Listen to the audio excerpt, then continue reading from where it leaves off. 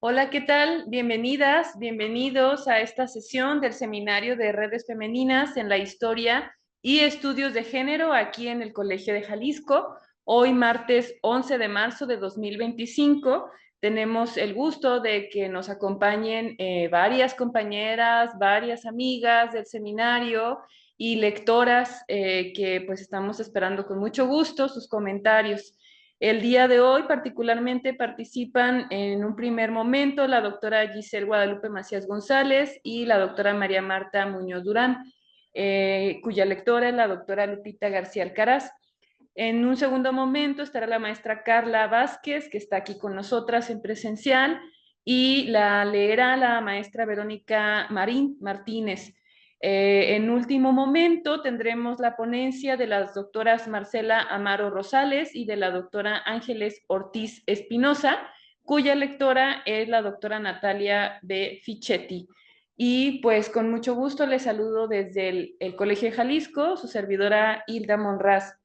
Les recuerdo pues la dinámica de cada una de las presentaciones. Cada ponencia tiene 20 minutos para su presentación y las lectoras tienen 10 minutos para sus comentarios. Todas ellas pues mandaron sus textos antes y pues afortunadamente las han podido leer. Les recuerdo que este evento está siendo grabado y que pueden consultarlo posteriormente en nuestra página de Facebook, Seminario de Redes Femeninas en la Historia y Estudios de Género.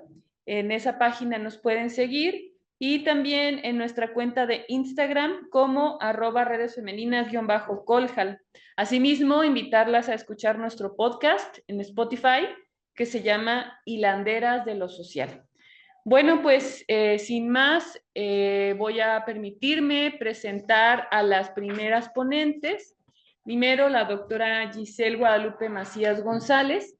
Es doctora en ciencias, maestra en impuestos y licenciada en contaduría pública por la Universidad de Guadalajara. Maestra en ciencias de la educación familiar por Enlace Occidente y licenciada en educación por la Universidad Pedagógica Nacional. Realiza actividades docentes e investigativas en el Centro Universitario de Los Altos sobre emprendimiento y la organización y dirección de negocios, así como en educación, género y ciencia. Reconocida como nivel 2 del SNI, CONACYT, bueno, ahora ya Secretaría, y docente en emprendimiento, empresas familiares y emprendimiento social.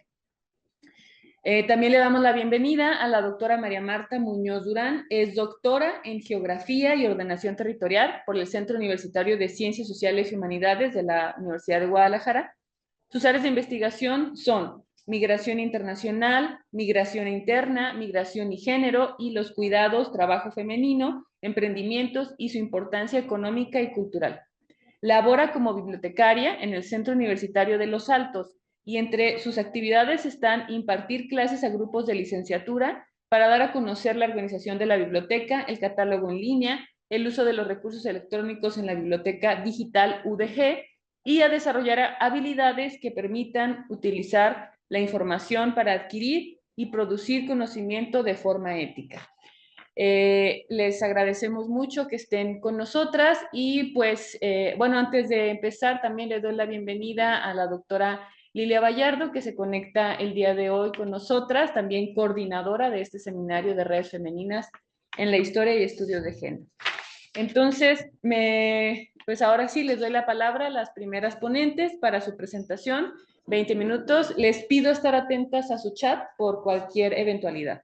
Gracias. Muchas gracias. ¿Qué tal? Buenos días. Gracias al Colegio de Jalisco, al Seminario de Género, de Redes Femeninas y de Estudios de Género por esta oportunidad de compartir el trabajo que pues a lo largo casi de 2 años hemos llevado a cabo la doctora Marta Muñoz y su servidora.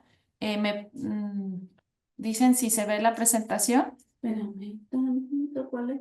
Pues bueno, comentarles que la oportunidad de trabajar en esta actividad, de esta historia de vida de la señorita Ana María Casillas Cruz, pues surge a través de la invitación también de las compañeras del seminario que nos invitan a hacer trabajo sobre historias de vida de las mujeres para rescatarlas. Sí, en este caso nosotros decidimos acercarnos por primera vez como investigadoras a revisar la biografía y la historia de vida de la señorita Ana María Casullas Cruz. Y quisimos hacerlo desde un enfoque de la perspectiva teórica feminista con la intención de identificar a estas mujeres que prácticamente han desempeñado un rol de mujeres distinto o sobresaliente a las mujeres de su época. Como ven, por esta labor altruista y este legado que ella ha realizado en su ciudad de origen, Tepatitlán. Y bueno, aquí mencionamos nada más como preámbulo una frase de Rosario Castellanos que pues nos destaca la participación de la mujer en las labores de su municipio y en su desarrollo, ¿sí? Y bueno, también nos acercamos para conocer cómo se ha conformado las identidades de las mujeres, situándola prácticamente en el municipio y mujeres que vivieron, perdón, en el siglo pasado en Jalisco y cómo a lo largo de estos 90 años de su proyecto de vida, pues aportó al desarrollo en un momento histórico determinado, ¿sí? Y bueno, antes se señalaba que las costumbres de las mujeres de ese tiempo, pues eran visibilizadas como ellas desempeñaban sus funciones desde las sombras, ejercían una gran influencia prácticamente en las decisiones familiares, sin embargo, esa visibilización en el espacio público era poco, ¿sí? Porque siempre se encontraban detrás de los varones. De igual manera, situarnos en los hechos históricos que ocurrían en la etapa en la que ella se desarrolló, prácticamente la persecución de la religión católica, tales como la etapa de la Revolución Mexicana y la Guerra Cristera, ¿sí? Entonces, bajo este marco y estos contextos, ella conforma su identidad y los rasgos vinculados a esta ubicación temporal, espacial, y también señalarla que no fue fija, sino que se iba construyendo con las labores que ella realizaba. También señalar que estas biografías y estos de mujeres escritas por mujeres es un aspecto, Me salió, una disculpa, se salió de la presentación. ¿puedes Permíteme. compartirme como que esta está Voy a compartir. intermitente el internet? Me dicen si se puede ver, por favor. Un segundito.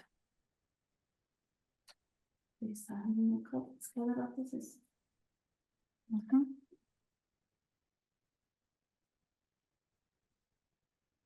no sé por qué.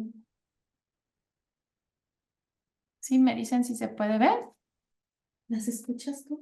Ahora ya se ve. Sí se ve, sí se Muchas ve. gracias. Bien, pues bueno, antes también de retomar un poquito lo que es su historia de vida, queremos rescatar la metodología que su servidora y Marta abordamos en este trabajo.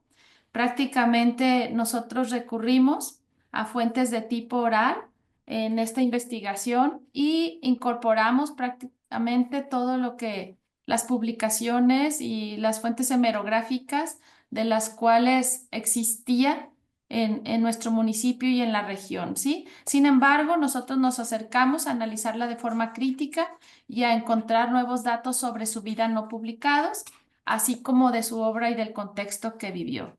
Y bueno, para nosotros de esta área en la que pertenecemos de las ciencias sociales, que somos más bien también del área económico-administrativa, pues recuperar información biográfica de una mujer fallecida, pues se nos hizo un poco complicado, sin embargo apelamos a la memoria y por lo tanto tuvimos la oportunidad de entrevistar al señor Rubén Casillas Casillas, quien él publicó un libro de la genealogía familiar de sus ancestros, por lo tanto tenían parentesco con ella y con ese compromiso de preservar el legado del pasado, él nos condujo con la familia y con diversas personas que nos pudieron aportar a su biografía. Entre ellas, su sobrino Alejandro Casillas Gutiérrez, sus sobrinas nietas, Marta, Leticia y Patricia, quien guardan grandes recuerdos.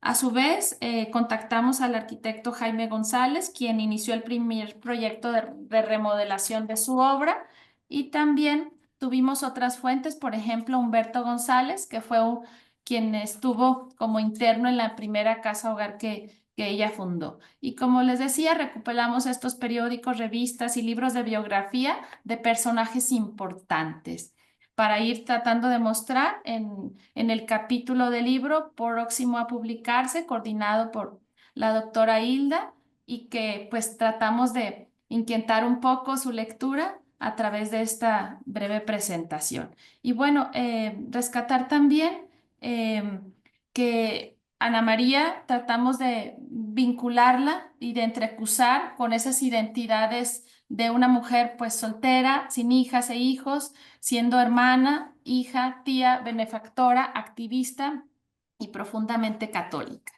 Aquí vemos que es originaria de Tepatitlán, nació el 16 de agosto de 1896, ¿sí? En el seno de una familia profundamente católica. Sus padres, José Ana Casillas Gutiérrez y María Cruz Moreno, también tepatitlense. Ella fue la quinta hija de 7 hijos e hijas que conformaron su familia. De igual manera, dar cuenta, pues, que en la comunidad ella era considerada como personas que vivían de manera sencilla, que trataban bien a las personas que tenían como personas subordinadas y practicaban la caridad cristiana. Su padre, Josiana, fue presidente municipal por 3 periodos, ¿sí? Y según también documenta, pues tuvo un desempeño valioso en esos periodos. Y bueno, como señalábamos, como esa familia pudiente que ella conformaba, pues tenía varias propiedades, entre ellas aquí rescatamos algunos domicilios en lo que es una casa en el centro de la ciudad, en la Plaza de Armas, y una hacienda y un rancho en algunas delegaciones del municipio de Tepatitlán. Y bueno, también rescatar que su infancia y adolescencia la compartió con Anita, así llamada, con su hermana Raquel, quien estudiaron juntas en un colegio particular que se aprecia fue fuera de la ciudad, ¿sí? Y aprendían algunas labores, entre ellas leer, escribir, labores acostumbradas a la época y la doctrina católica. De igual manera, pues estos elementos fueron constituyendo su identidad, relacionándola con las oportunidades de formación, en este caso que tenía en su época. Es preciso señalar que la niña Ana María, así señalada también, quedó huérfana de padre a la edad de 6 años, por lo que las hermanas prácticamente comenzaron a apoyar a su madre en sus labores, ¿sí? Y bueno, eh, Bueno, a partir de aquí voy a tomar la palabra. Bueno, a partir de aquí voy a tomar la palabra. Ana María. Ah, Ana María Casillas. Ana María Casillas y su familia dejaron las ciudades de Patitlán y se instalaron en Guadalajara en 1911, en la época en que Porfirio Díaz estaba abandonando el país por razones de seguridad e inestabilidad política. En esa época, eh, ella estableció una amistad con un carnal. Se ve que esta amistad fue trascendental y las actividades que tanto la hermana Carmen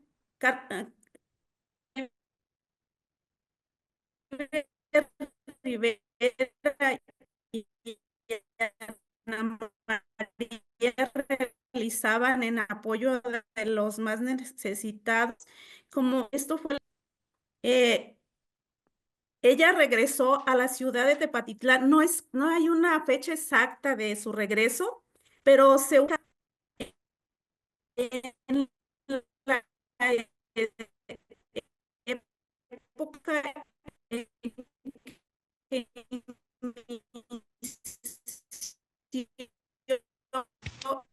Perdona, Marta, estamos teniendo problemas con tu comunicación. Marta, se escucha muy entrecortado.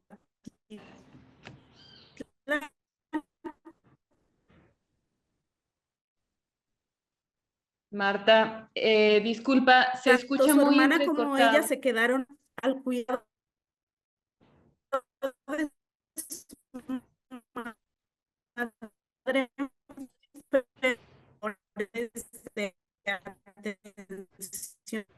Algo típico era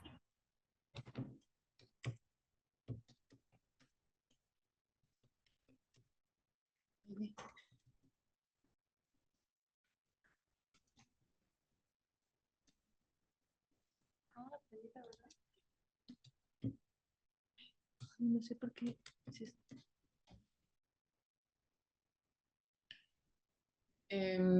Giselle, no sé si quisieras continuar con la presentación, porque creo que perdimos a Marta. Ah, ahí está. Solo que no.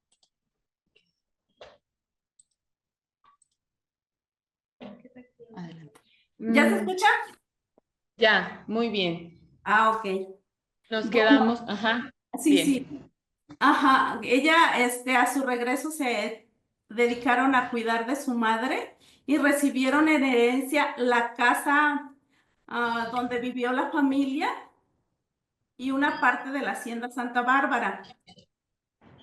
En la casa de Anita empezaron a celebrar reuniones con sus amigas donde estudiaban la Biblia y reflexionaban sobre la problemática que aquejaba a la comunidad y también hablaban sobre tomar acciones, cosa que fue frecuente en esa época de las mujeres de extracción católica que empezaran a participar con movimientos de diferentes tipos.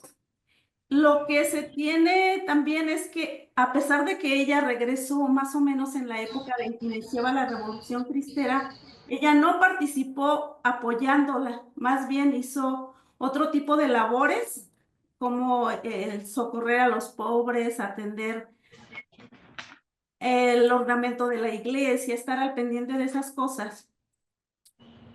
Se habla mucho de sus aspiraciones religiosas y en documentos anteriores siempre se dijo que ella no profesó, que se dedicó al cuidado de su familia y que renunció a este interés. Pero Alejandro Casilla, su sobrino, nos proporcionó estos documentos y nos comentó que efectivamente profesó. Lo hizo en el año de 1954, cuando ya tenía una edad de a ver, eran 50 y 60 y tantos años. A ver, bueno, el caso es que sí profesó, pero recibió una dispensa de parte del cardenal para que siguiera funcionando como laica y al pendiente de sus actividades que ya había iniciado. 58. Bien, su primer acto altruista, ahora sí que realizó ella, posterior a esta etapa de haber profesado, fue la de iniciar con un establecimiento en el centro de la ciudad, a prácticamente cuadra y media, por la calle Morelos del centro de la ciudad de Tepatitlán, al que bautizó como Providencia. En este lugar, ella se perfiló para atender a la población anciana, necesitada, de escasos recursos, de los cuales requerían pues alguna atención y que no tenían ninguna apoyo de cuidados en estas labores. Ella al principio pues ahora sí que fueron 8 personas mayores, tanto mujeres como varones, y a su vez ella les proporcionaba comida, cama, prácticamente les atendía en cuanto a ropa, artículos de aseo. Ella era la encargada totalmente de su atención médica, de medicinas, asimismo pues llevaba a cabo labores de cuidado a estas personas ancianas y a esta población anciana. De igual manera, si las personas enfermas requerían de algún tratamiento especializado, cirugías, traslados, en este caso a Guadalajara, al Hospital Civil, ella era la encargada o se atribuía la labor de poder acompañar a esta población. Y bueno, también como una labor no común en las mujeres de su tiempo, recorría las calles de Tepatitlán, las rancherías y algunos alrededores a pie, prácticamente se decía, y trasladándose por algunos medios de transporte de la época, simplemente para recorrer, tomando limosnas y socorrer necesidades, tanto ella señalaba como espirituales y corporales.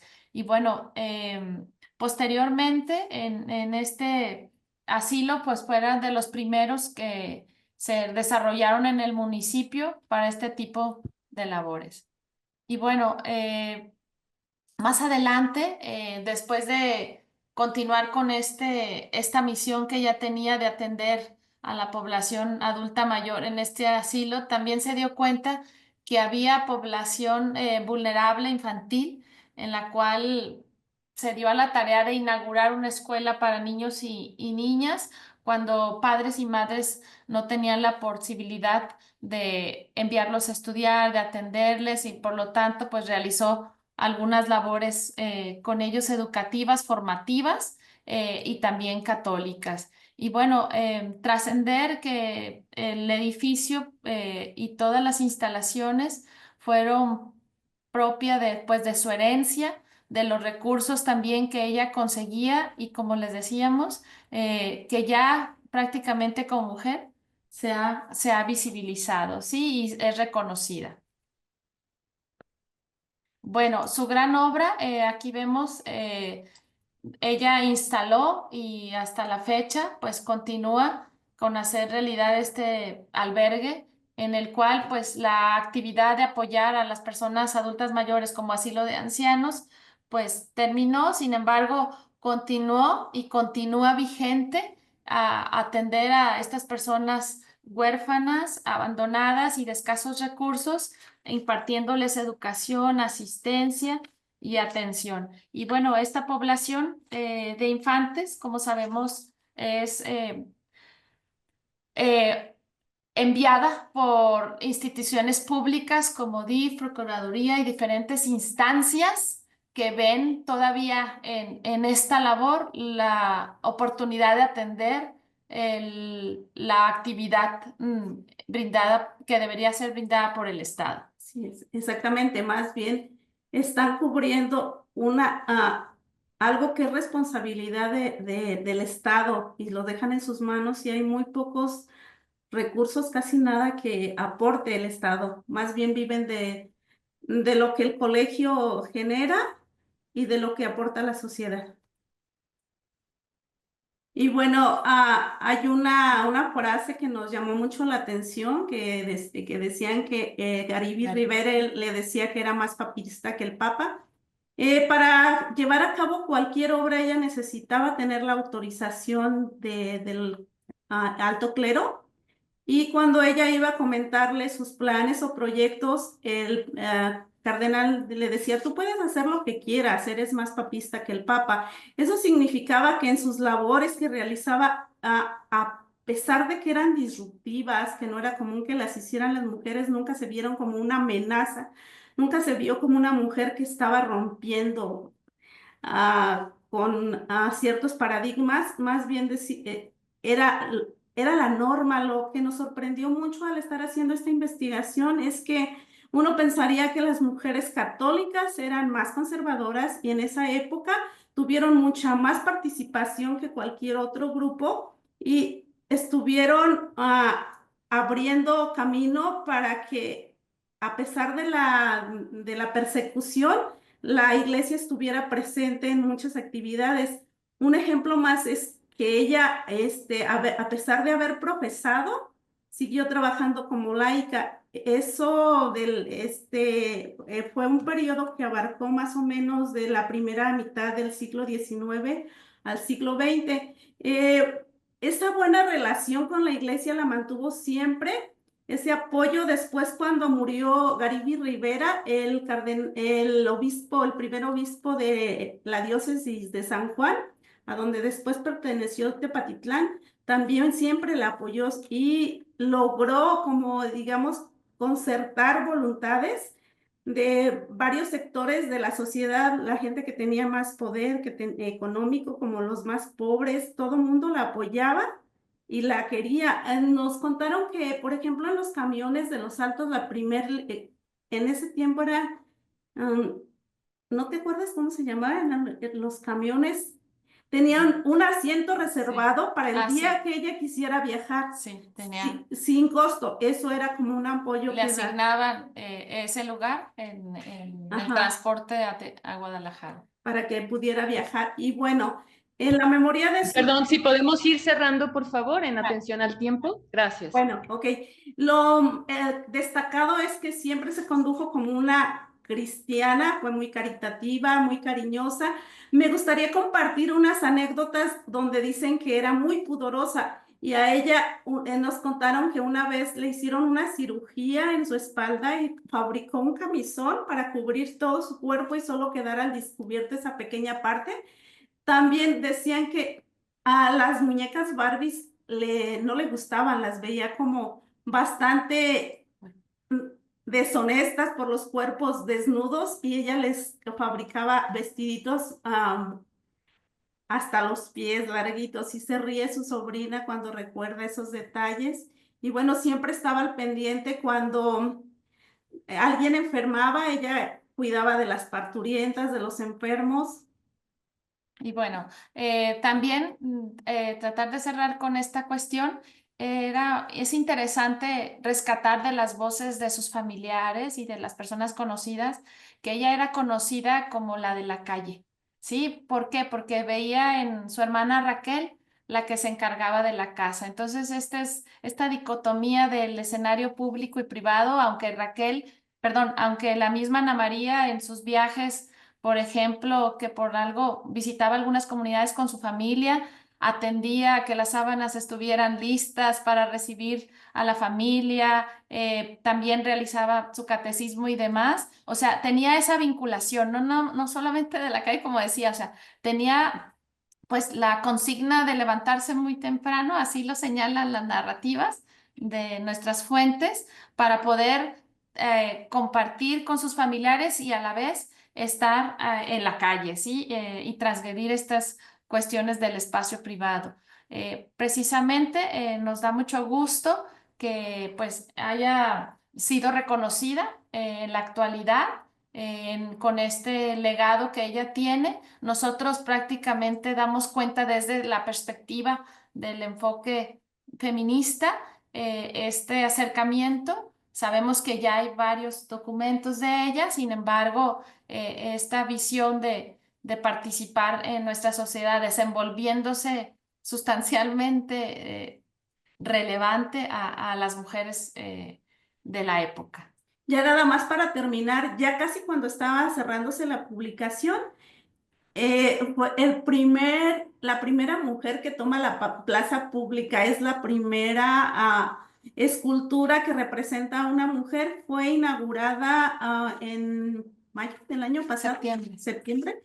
Y bueno, el 6 de septiembre del año pasado, y pues nos gusta pensar que movimos un poco el agua porque, por ejemplo, el señor Rubén Casillas se reúne seguido con los que son regidores y demás. Entonces, posteriormente a la pregunta de, pues, ¿qué reconocimientos había sobre ella?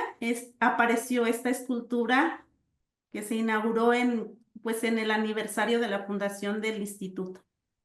Muchas gracias, doctoras Giselle y Marta. Gracias. Muchas gracias. Estamos listas para... Gracias, sin duda, pues podremos después, bueno, quienes adquieran después el libro de Somos Históricas. Está el capítulo completo si quieren más detalles sobre el legado de Ana María Casillas. Agradecemos su tiempo. Me voy a permitir presentar a la doctora María Guadalupe García Alcaraz, su lectora, también colaboradora constante de este seminario. Ella es licenciada en Educación Media con especialidad en Ciencias Sociales por la Escuela Normal Superior de Jalisco, maestra en Estudios Regionales por el Instituto de Investigaciones Dr. José María Luis Mora y doctora en Educación por la Universidad Autónoma de Aguascalientes. Sus líneas de investigación actuales son Historia de los libros de texto y manuales escolares, Historia de las ideas pedagógicas, Biografía social de maestros y maestras, Procesos de escolarización en contextos locales y regionales y enseñanza y aprendizaje de la historia. Actualmente es profesora investigadora en el Centro Universitario de Ciencias Sociales y Humanidades, el CUCH, de la Universidad de Guadalajara y miembro del Sistema Nacional de Investigadores Nivel 1. Bienvenida, doctora Lupita, un gusto que esté con nosotras. Muchas gracias a todas por la invitación, en especial a la doctora Lila Vallardo, a Hilda. Y bueno, escribí algunas notas de comentarios. Entiendo que el trabajo, bueno, ya está próximo a salir, pero espero que lo que voy a decir sirva para que la doctora Marta Muñoz y la doctora Giselle Macías sigan trabajando en esta línea y que en el diálogo entre el campo de experticia que ellas tienen y la historia se enriquezca mutuamente el trabajo. De eso se trata, yo creo, una red, ¿verdad? De que el enriquecimiento sea mutuo. Bueno, el trabajo me pareció sumamente interesante porque justamente rescata la vida de una mujer ubicada en los márgenes. ¿Por qué digo en los márgenes? Que luego somos muy dados a hacer historias muy centradas en las capitales, en lo urbano, en lo que es más fácil de documentar, en las mujeres que más brillan. Entonces me parece muy relevante que su documento, su trabajo aporte a conocer también el activismo de estas mujeres en ciudades medias como Patitlán, ¿no? Y también integrarlas y a visibilizarlas. También reconozco un esfuerzo muy consistente por localizar fuentes de información, por entrevistar a las personas que tienen fragmentos de relatos en torno a la vida de Ana María Carrillo.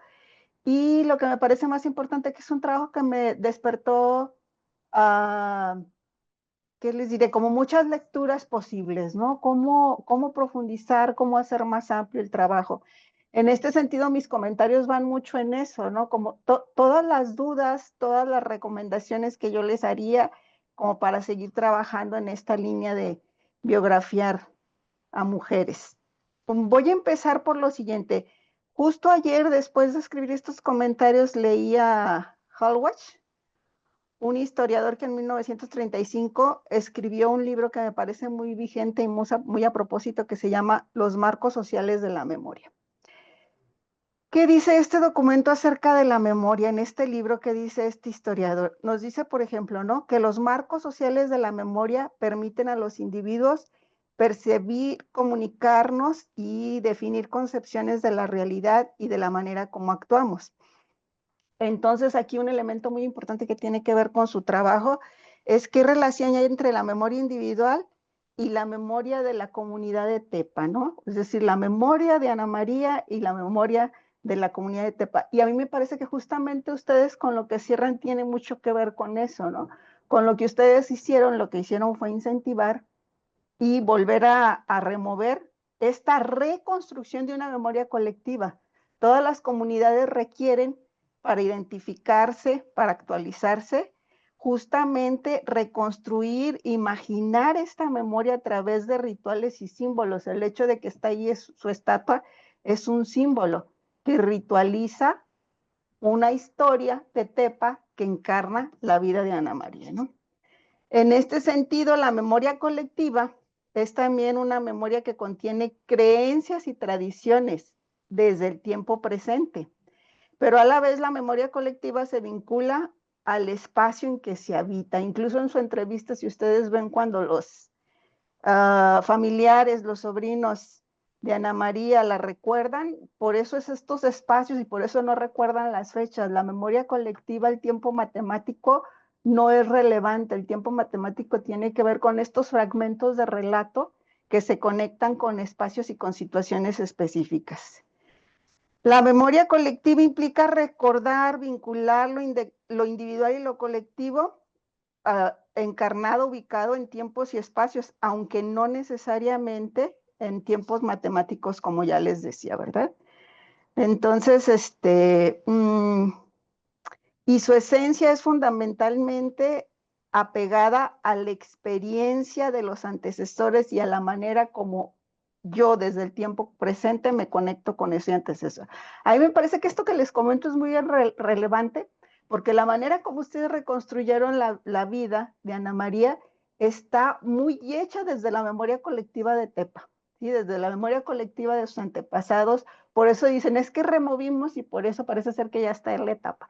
Entonces es una cosa que a mí me parece que sería como muy interesante que consideraran si rescatan alguna otra mujer, alguna otra biografía, bien sea de hombre y de mujer para el caso de Tepa, porque se remueve mucho eso, ¿eh?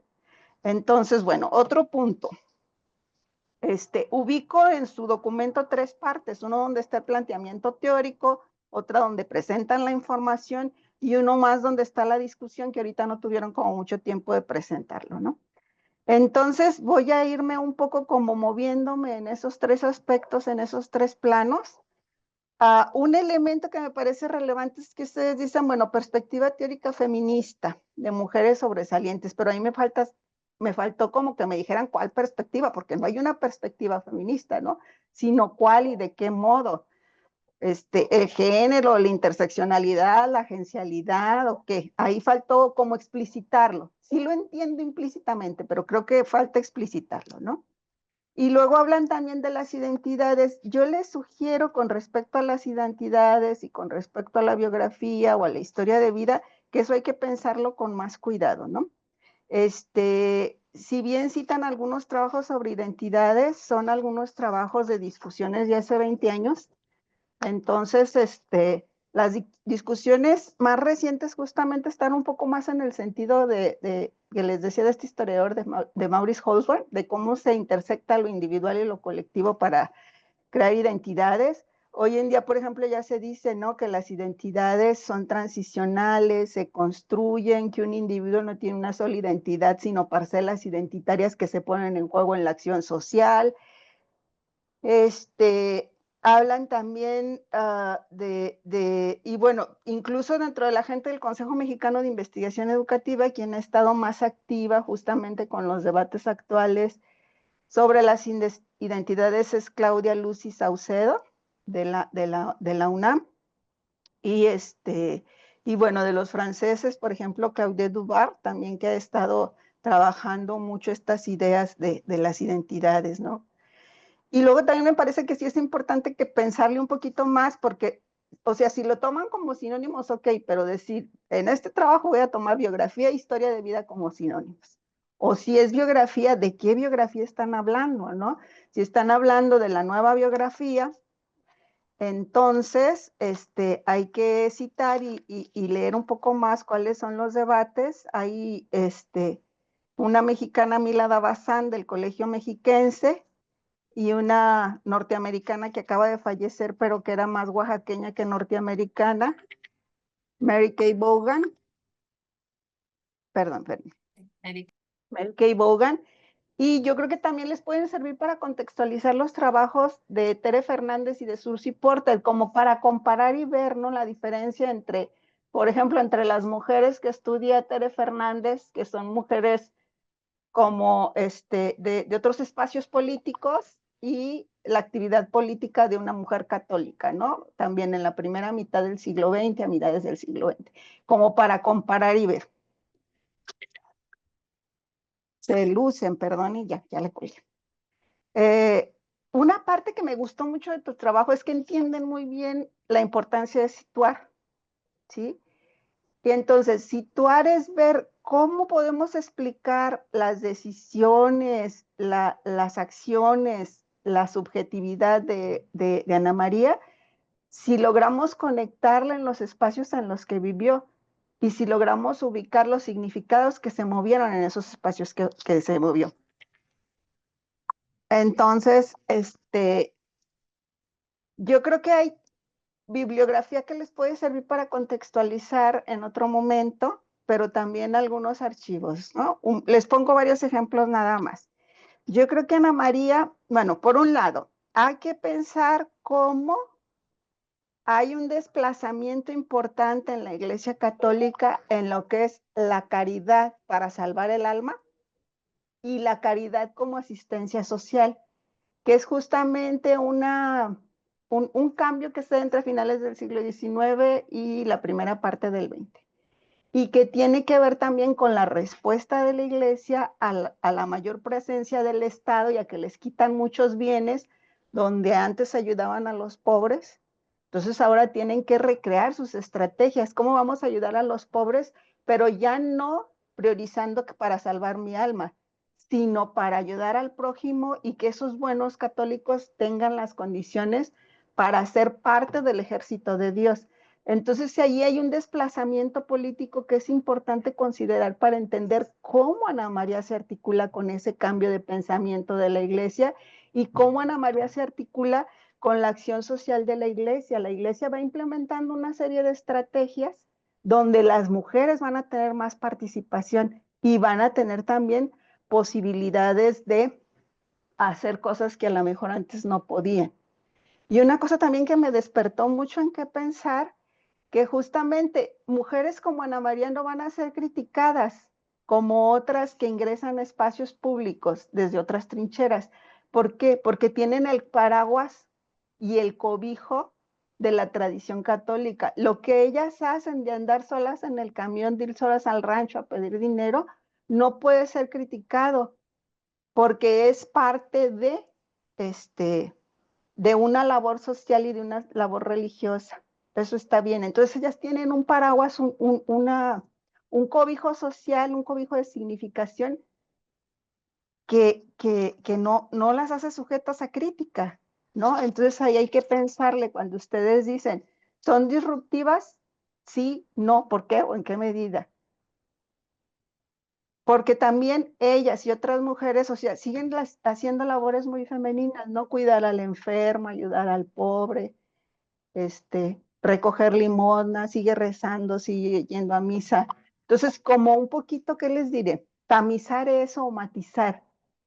No estoy diciendo que no empuje y que no haga cosas ella sola, que antes no hacían las mujeres, ¿no? Pero hay un techo o un conjunto de circunstancias donde de alguna manera tiene aceptación social, porque se mueven ciertos marcos de significado que la cobijan, la aceptan, la protegen. Bueno, luego otra cosa, bueno, justamente las conferencias de damas católicas, las conferencias de San Vicente de Paul, son organismos laicos femeninos que promueven esta acción de las mujeres, ¿no? Y una cosa más, yo creo que también habría que ver la posibilidad de que se dieran una vuelta a los archivos parroquiales de ahí de Tepa. Yo alguna vez consulté los archivos de parroquiales de Ayotlán, sobre todo los libros de gobierno, y encuentran unas cosas preciosas, ¿no? Cartas, informes, bla, bla, bla. Y o en el archivo del arzobispado, si tuvieran oportunidad, tal vez encuentren huellas de estas organizaciones. Una cosa más, me llama mucho la atención que no veo cómo construyó comunidad Ana María. O sea, tenía más mujeres que la ayudaban. Eso no aparece en la biografía, ¿no? ¿Cómo hizo comunidad? Porque parece que ella solita hacía todo. Ella solita el orfanatorio, ella solita el asilo, ella solita recogía el dinero. Entonces no sé si hizo grupo con otras mujeres. Si hizo o no grupo, bueno, ¿cómo? Sí o no y por qué no hizo. Y hay otra cosa más que se me pasaba. Chequen también, por favor, la pertenencia de Ana María a la sociedad ¿cómo se llama? De Hijas de María, ¿verdad? Yo lo que encontré de las Hijas de María, y es que no hay que irnos con la finta de los votos de perpetuidad, ¿eh? Votos no quiere decir necesariamente clausura, perpetuidad. Yo conocí a una maestra que hizo votos también de perpetuidad, de pobreza y ayuda a los pobres, pero eran franciscana. Y entonces saliendo de la escuela ella visitaba enfermos, recogía dinero también y todo eso, muy parecido a lo de Ana María. pero no quiere decir que profesara y que tenía que llevar un hábito, ¿no? Lo que yo encontré en las hijas de María es que es una orden sin hábitos, sin clausura, y su lema es amamos a Jesús en los pobres, muy ad hoc de lo que hacía Ana María, ¿no? Y encontré todavía que existe esa fundación, pero en México no sé por qué se desintegró. Encontré en Sudamérica que todavía hay grupos de estas mujeres. Aquí en México nada más encontré uno en la actualidad, no me acuerdo en Coahuila, si en Saltillo o en Torreón. Y en fin, hay que ver también el ideario de Adelaida de Cizé, que fue su fundadora también para darle su lugar, porque Pedro José de Clovidier, pues era el que firmó que les daba permiso, pero en realidad la fundadora es Adelaida de Cizé. ¿Sí? Entonces, si se fijan, como que todavía hay mucho potencial para seguir pistas y como seguir enriqueciendo a lo mejor una segunda versión de la biografía. Chequen también, por favor, como historiadora de la educación, si Ana María estudió a principios del siglo XX en la escuela primaria y luego cuando fundó el colegio, no recuerdo ahorita cuándo, ya lo que se enseña es otra cosa, ¿eh? O sea, ustedes checaron a Carmen Castañeda, que ella el currículum que habla es de finales del siglo XVIII. Entonces, cuando estudian a María, ya lo que se enseña en la escuela, sí es cierto que costura, bordar, catecismo, pero también se enseña ciencias, se enseña historia, se enseñan otras cosas, ¿no? Y obviamente va a haber también en las escuelas católicas un currículum oculto, digamos, que justamente es lo que hace que las niñas se conviertan probablemente en activistas más tarde, ¿no? Entonces ahí también hay que checar, no lo que dice Carmen, ya las escuelas son otras. Sí se sigue enseñando religión y labores propias de su sexo, pero otras cosas también. Y que eso es interesante porque yo digo que la educación pública o privada, católica o laica, de esos años mueve mucho también los esquemas de las niñas que logran estar en la educación primaria, ¿no? Yo creo que las generaciones de ahora somos ejemplo de eso. Nuestras madres a lo mejor nada más, nuestras abuelas aprendieron a leer y escribir, nuestras madres a lo mejor primaria o secundaria, pero justamente esa escolaridad les permitió seguirnos empujando para seguir estudiando, ¿eh? Entonces, bueno, ahí le dejo, espero no haberme pasado, Hilda, me fui a 1000 por hora. Sí, Si gustan, bueno. Muchas gracias. Muchas gracias. después lo que leí ayer y les mando los Sí, muchas comentarios. Y a lo gracias. mejor me Sí. sirven para la siguiente, ¿no? Muchas gracias, doctora Lupita. Bueno, por atención al tiempo de las demás, vamos a irnos con la siguiente ponente. Igual vamos a seguir en contacto y si quieren, ahí hacemos una comunicación. Sí, se nos está yendo muy rápido. Bueno, el tiempo corre normal, pero ya andamos un poco apresuradas. Voy a presentar a la maestra Carla Vázquez Mesa, que está conmigo aquí presencialmente. Ella es licenciada en la carrera de Psicología por parte de la UNIVA, maestra en Psicoterapia Psicoanalítica por la Asociación Psicoanalítica de Guadalajara, actualmente miembro de la Asociación Mexicana de Psicoterapia y Psicoanálisis Relacional. Realizó el diplomado en Género y Feminismo, debates recientes por parte del Colegio de Jalisco y se desempeña profesionalmente como psicoterapeuta en la consulta privada. El título de su presentación es Subjetividad de lo femenino en psicoanálisis. Y vamos a presentar su ponencia. ¿Es esta? Sí. Ok. Bueno, entonces, adelante, Carla. Muchas gracias al Colegio de Jalisco, a la doctora Lilia y a la doctora Hilda por el espacio y también los comentarios de la maestra Verónica. Bueno, voy a tratar de ser un poco rápida para que el tiempo no nos corra tan deprisa. Bueno, yo pensé este artículo en base a lo que he visto con mis pacientes y pues el objetivo principalmente es poder dialogar sobre los conceptos de subjetividad y femenino desde una perspectiva psicoanalítica y teniendo siempre en cuenta el campo del feminismo. El psicoanálisis trabaja con todas las representaciones que nuestros pacientes nos expresan dentro de nuestro consultorio y la escucha siempre ha sido un elemento imprescindible para que la teoría pues pueda surgir, ¿no? A través de estos encuentros y pues todo esto hace que nos hagamos nosotros preguntas dentro del consultorio y así digamos, inicia este artículo, al cual invito también al diálogo, pues desde que de mi intimidad en la clínica con mis pacientes pueda por lo menos aquí abordarlo en lo académico, ¿no? Con ustedes. Bueno, para empezar, tratar de dar una definición de subjetividad desde el psicoanálisis es algo sumamente complejo, dado a las diferentes escuelas del mismo psicoanálisis, así que yo quise partir de aquellos autores y autoras latinoamericanos y latinoamericanas y tratar así de poner dentro de nuestra geografía una escucha política de estos conceptos. Primero retomo a Raquel Ribeiro Toral. Ella define la subjetividad como una singularidad de un sujeto y un discurso que se lleva a cabo a través de un proceso en donde el cuerpo y el ser de una persona se transforman de acuerdo a la cultura, la educación y el lenguaje. El lenguaje es algo súper importante para el psicoanálisis, incluso si nos vamos a la escuela lacaniana, para Lacan es su estructura lo que nos va a llevar al inconsciente. La visión del psicoanálisis lacaniano es que todos y todas estamos inmersos e inmersas en un lenguaje.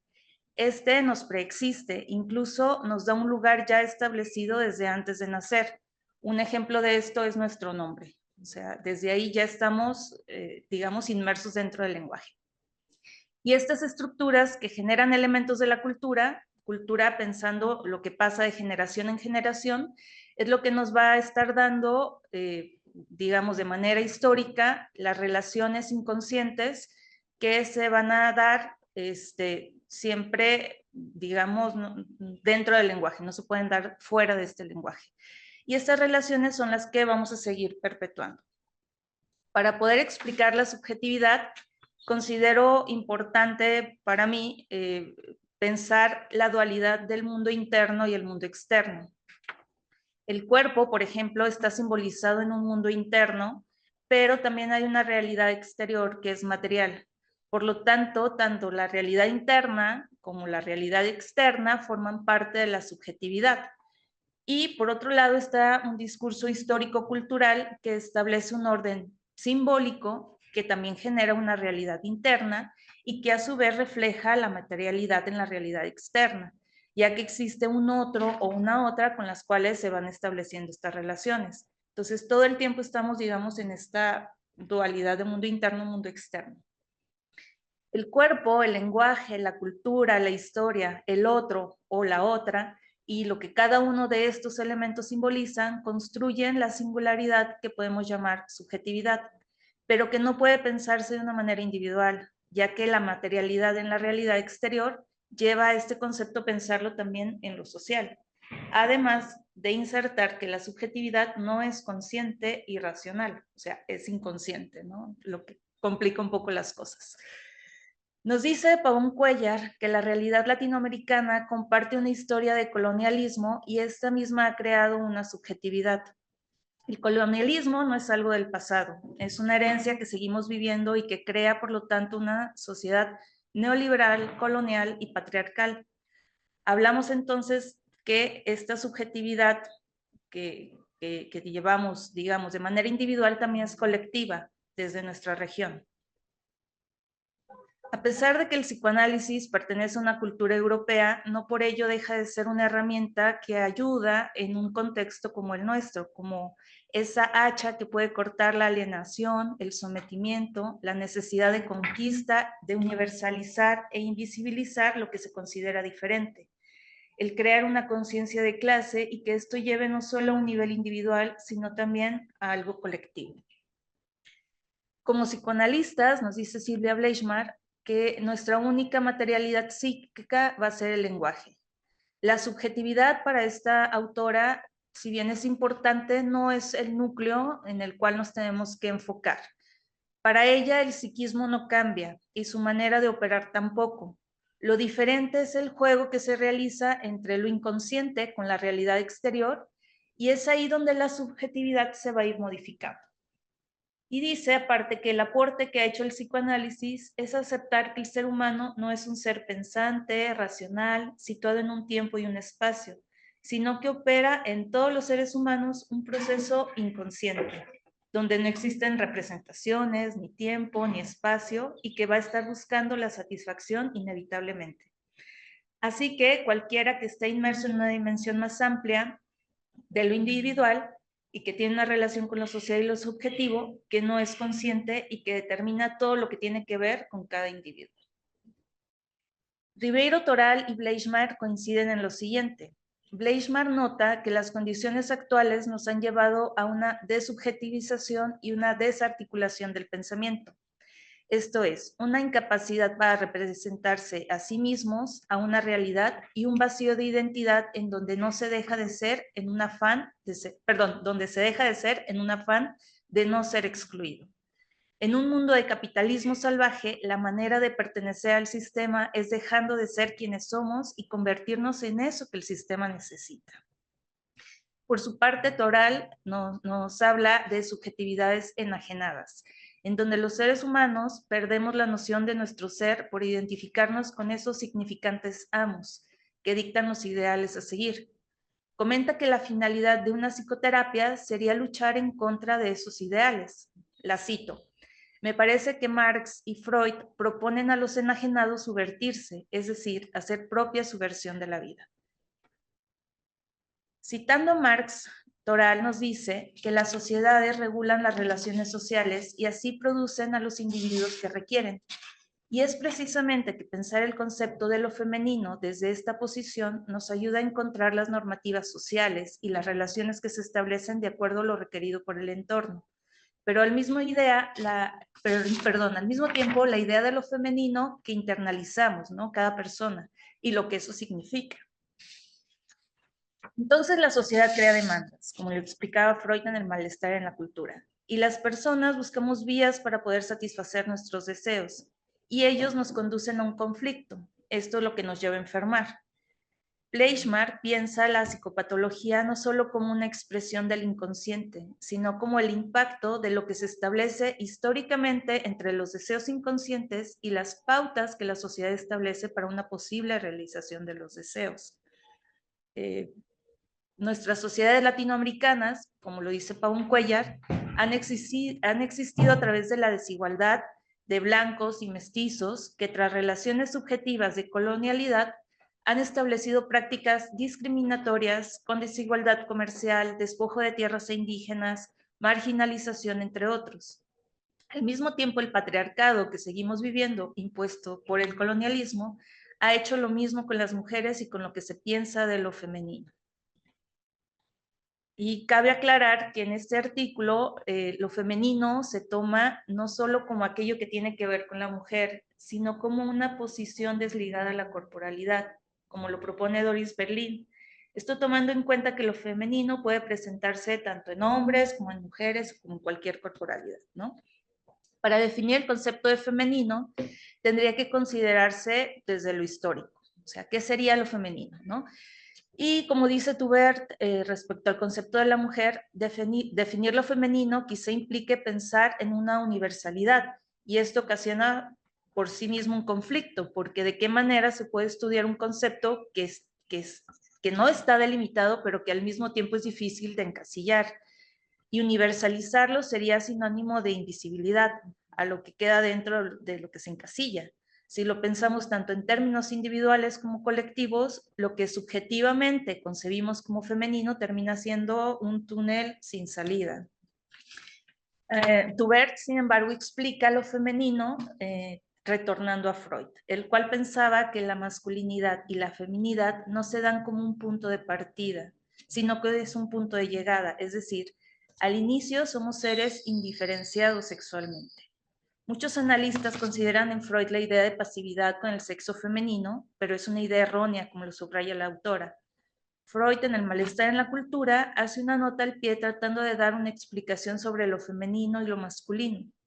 Al inicio nos dice que cada individuo puede poseer dos mitades simétricas unidas, las cuales una es masculina y la otra femenina, o que quizá cada mitad sea hermafrodita.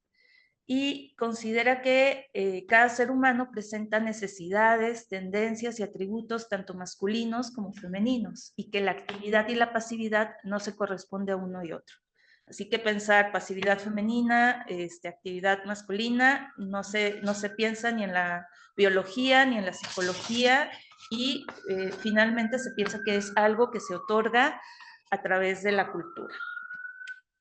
Entonces, si las características de lo masculino y lo femenino son impuestas por la cultura y estas han cambiado, ¿desde dónde podemos señalar lo que corresponde a cada una de estas posiciones? Doris Berlin lo explica.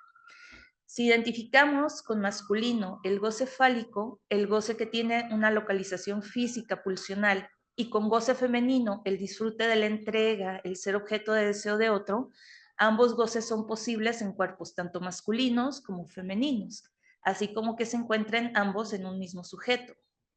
También nos dice que como el bebé se encuentra en un estado de extrema vulnerabilidad después del nacimiento, y esta dependencia crucial de los padres es lo que mantiene con vida al bebé, le envuelve en este mundo de representaciones que el bebé acoge de manera pasiva y representa el estado en el cual se teme volver, a ese estado en el que Doris Berlin llama la representación de lo femenino.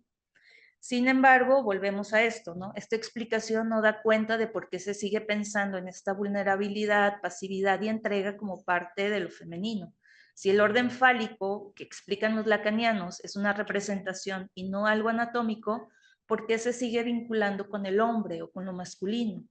Quizás sea parte de la misma teoría que sigue cayendo en estas concepciones vistas desde lo patriarcal y que siguen sin darnos una explicación fuera de esta mirada. Thubert afirma que el psicoanálisis entonces estudiaría el devenir de la feminidad como efecto singular situado en la intersección entre las exigencias que supone una función sexual por un lado y las imposiciones que nos da la cultura por el otro. Con ello considero dos puntos importantes para pensar, ¿no? Uno es en el devenir femenino en los seres humanos desde su subjetividad, y otro que si dejamos de lado las imposiciones que la cultura ha impuesto a lo femenino, quedaríamos con puntos ciegos en nuestro quehacer como psicoanalistas. Es aquí donde podríamos encontrar el nodo del rechazo a lo femenino independientemente de la corporalidad, ya que el patriarcado ha convenido a jerarquizar las dos posiciones, imponiendo características y normas a cada uno.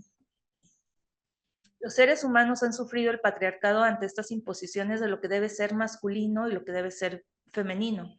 Este binarismo ha producido modelos de subjetividad que reproducen desigualdades, problemas de salud mental, que a su vez han llevado a niveles de violencia que ya no son atípicos en nuestras regiones. ¿A qué ideales nos enfrentamos? A lo que marca el colonialismo y el patriarcado, nos dice Paun Cuellar.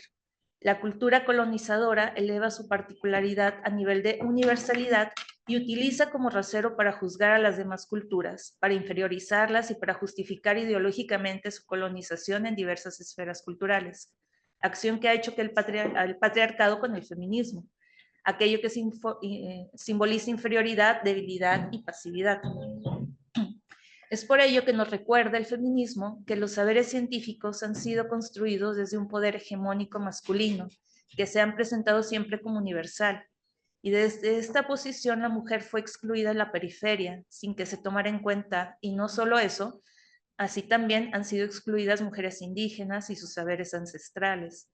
La ciencia termina siendo racista, elitista y sexista, y sus ideas siguen perpetuando esa visión. El colonialismo determina esta construcción de lo que es femenino y masculino. Por lo tanto, decolonizar los conceptos exige distinguir geopolíticamente las relaciones económicas de los cuerpos y las representaciones psíquicas de cada ser humano. ¿Voy bien de tiempo? Sí, vamos bien. Para Marta Lamas, la diferencia entre los seres humanos se explica con el cuerpo. A través de esta materialidad podemos entender lo que existe como diferente y extraño.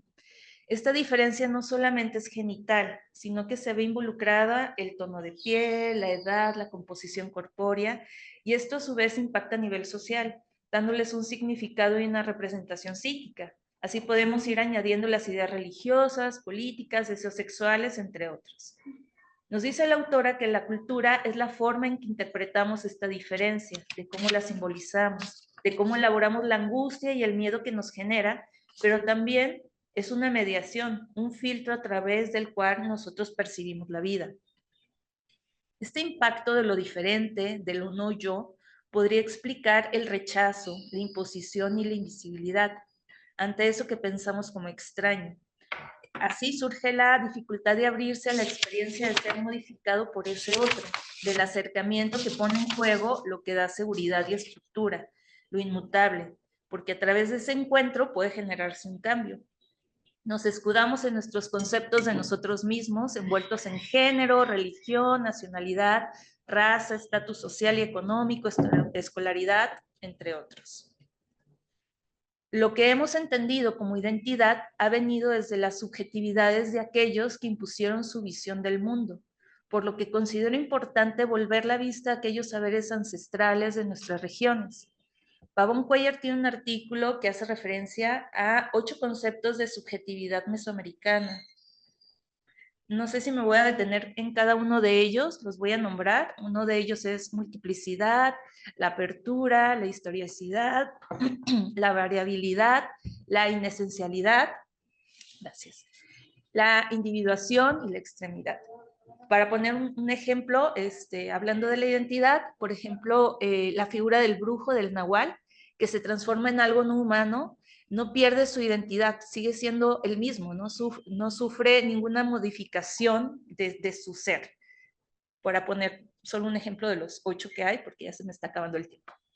Quizá la aceptación de lo diferente que impone la realidad externa comience con la aceptación de la vulnerabilidad, la entrega, pasividad y demás atribuciones con mala connotación que hemos interiorizado.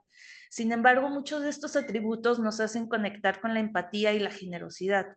Creo necesario volver a concebirnos como personas dentro de una sociedad plural y que esta pluralidad viene desde nuestra realidad interna. Aceptando la pluralidad del mundo interno, quizá no sea mucho menos angustiante la realidad externa. No podemos olvidar que estamos constantemente dentro de las categorías que el heteropatriarcado colonial nos impone. Nuestras opiniones y juicios siempre serán salpicados por los mismos. Si tal neutralidad no existe y los psicoanalistas estamos dentro del orden colonial y heteropatriarcal, he aquí la posibilidad de subvertirse, asumiendo una posición de escucha, reconociendo los prejuicios como tales y siendo afectado o afectada por el otro y la otra en ese encuentro. Aquellos atributos que se toman como femeninos y que representan valores que van en contra de las imposiciones capitalistas y heteropatriarcales deben de dejarse de asumir desde el binarismo de lo femenino y masculino como únicas maneras de identidad, asumiendo la pluralidad que implica nuestras condiciones de seres humanos.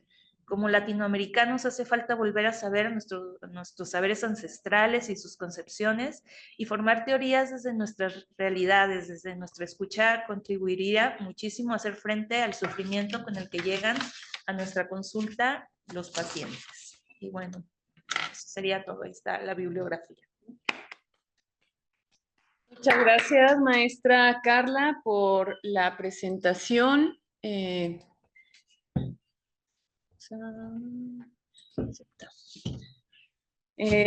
Bueno, a continuación vamos a escuchar los comentarios de la maestra Verónica Magdalena Marín Martínez, a quien me voy a permitir presentar muy brevemente. Primero, pues agradezco que haya aceptado esta invitación. Ella es egresada de la licenciatura en Psicología de la Universidad de Guadalajara, maestra en Educación Tecnológica y está cursando un doctorado en Psicología Social. Su formación incluye estudios en la Universidad de Stanford, en California, Estados Unidos, la Escuela Práctica Jurídica de la Universidad de Zaragoza, España, la Universidad Autónoma Indígena, el Justice Institute of British Columbia de New Westminster, Estados Unidos, y el Supremo Tribunal de Justicia del Estado de Jalisco, entre otros. Actualmente funge como profesora de tiempo completo en la Universidad de Guadalajara desde 2015. Es experta en temas relacionados con derechos humanos, políticas públicas y cultura. Hace parte de la Brigada Ignacio Martín Baró del Instituto Multidisciplinario del Desarrollo Social Yocoyani, AC, de la Red por los Derechos Sexuales y Reproductivos en México, capítulo Jalisco. Ha escrito y participado en más de una decena de libros y otros tantos artículos en revistas nacionales e internacionales. Sus proyectos de investigación e intervención la han llevado a trabajar en comunidades desde Temacapulín hasta Kenia, pasando por Argentina y otros países en Latinoamérica con equipos interdisciplinarios de alto nivel. Bienvenida, maestra Verónica. 10 minutos para sus comentarios. Muchas gracias.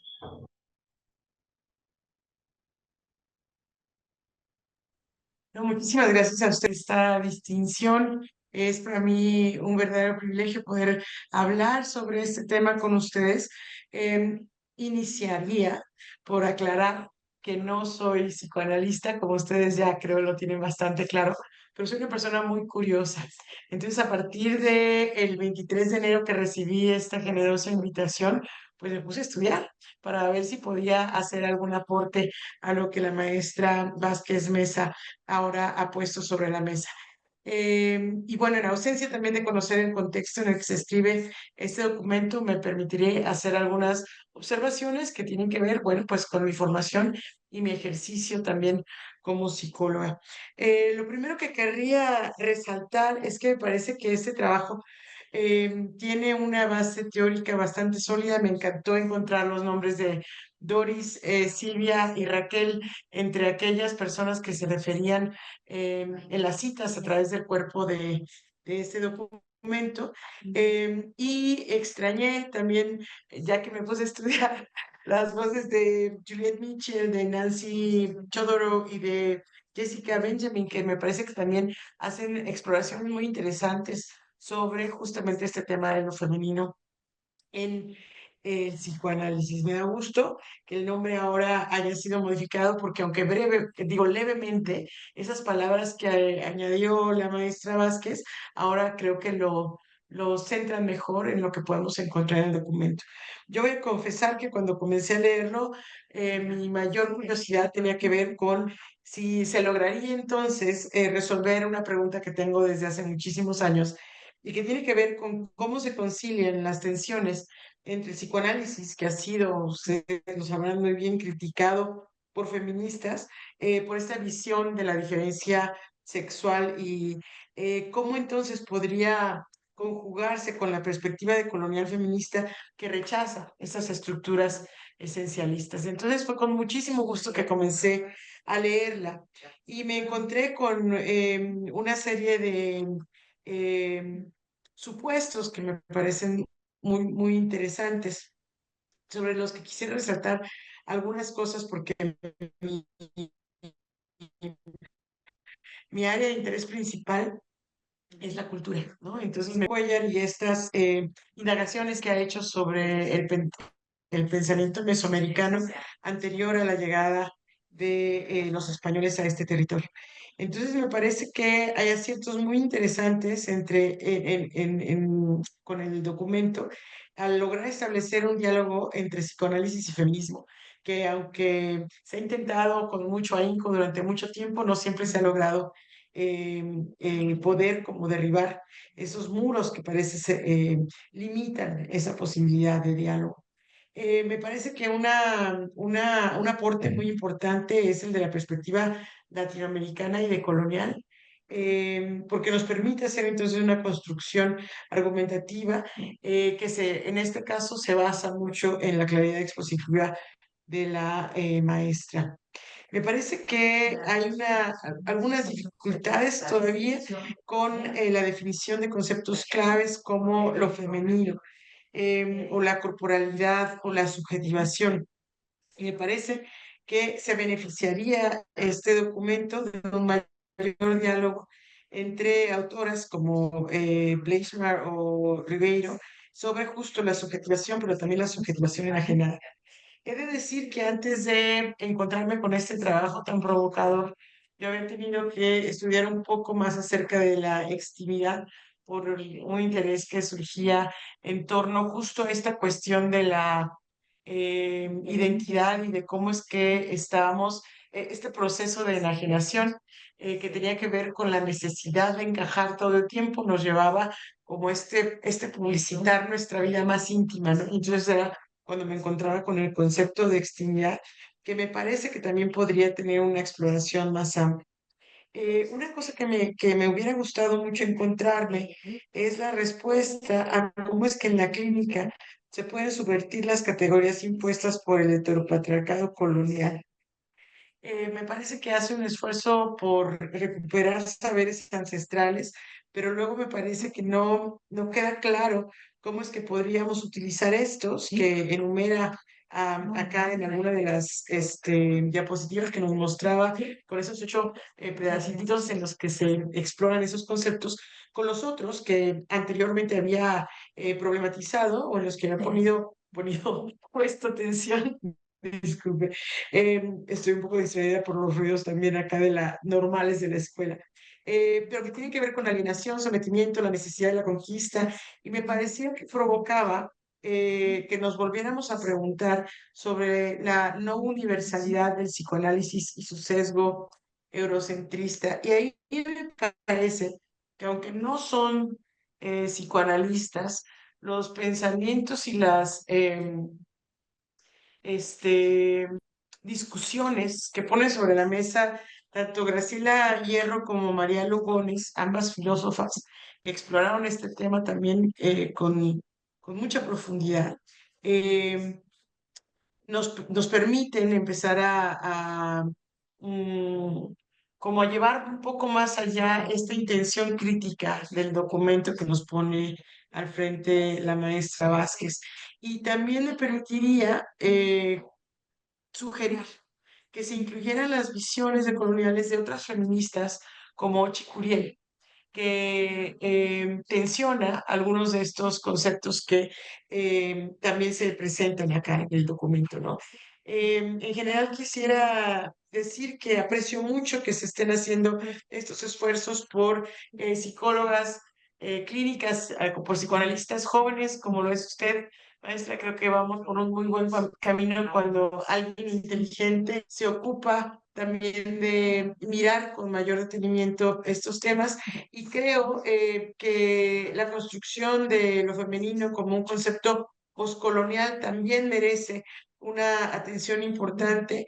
Y pues eso, creo que me gustaría mucho mandarle también algunas otras notas que hice sobre pues cuestiones de formato que podrían ayudar a quien lee a hacer sentido de algunas de las nociones que acá se van entretejiendo. En general, la felicito mucho y espero poder seguir leyendo su trabajo en lo sucesivo. Muchas gracias. Muchas gracias, maestra Verónica Marín. Sin duda, pues muy importante lo que nos está contribuyendo y los comentarios a la maestra Carla Vázquez, que pues sí, también lo voy a resaltar, es alumna de la primera generación del diplomado que tuvimos aquí de estudios feministas. Entonces, pues sí, coincido en que vamos por buen camino, ¿verdad, maestra? Pues hay algunos comentarios, ahorita voy a leer muy brevemente. Lo que vamos a hacer es después darle la palabra a nuestra ponente, la última del día. Nada más para no pasarlo, la maestra Adriana Orozco Bernaldez nos manda felicitaciones y saludos, también a ella le mandamos. Dice, doctora Lupita, muy atinados sus comentarios. Fausto, me supongo, dice, muy interesante el tema de lo femenino desde el psicoanálisis. Y Claudia Ibet dice, gracias por esta investigación. Es complejo el psicoanálisis y más articularlo con lo femenino. Gracias por presentarlo. Así también dice Noemí Mora, buenos días, un gusto escuchar a las compañeras de Cualtos. Bueno, después de la tercera ponente y sus comentarios, abriremos el espacio si hubiera comentarios o respuestas de las ponentes hacia sus lectoras. Me voy a permitir entonces presentar a las últimas dos ponentes por razones de cuestiones laborales. La doctora Marcela Amaro no podrá estar con nosotras, sin embargo voy a presentarla muy brevemente para saber quién es la que mandó este texto. Ella es investigadora titular de tiempo completo del Instituto de Investigaciones Sociales de la UNAM, doctora en Ciencias Sociales con especialidad en Economía y Gestión de la Innovación, coordinadora del Seminario de Estudios Interdisciplinarios sobre Ciencia, Tecnología e Innovación en el IS-UNAM. Sus líneas de investigación versan sobre los aspectos socioeconómicos de las tecnologías. Pertenece al Sistema Nacional de Investigadores en el nivel 2. En 2022 recibió el reconocimiento Distinción Universidad Nacional para Jóvenes Académicos en el área de investigación económica administrativa. Actualmente es directora del Instituto de Investigaciones Sociales de la UNAM. Por su lado, se encuentra con nosotras conectada la doctora Ángeles Ortiz Espinosa, le damos la bienvenida. Ella es doctora en estudios del desarrollo por la Universidad Autónoma de Zacatecas, miembro de la Red Latinoamericana de Nanotecnología y Sociedad, RELANS. En 2024 recibió el primer lugar en el concurso Eliseo Mendoza del Análisis Económico del Desarrollo Regional.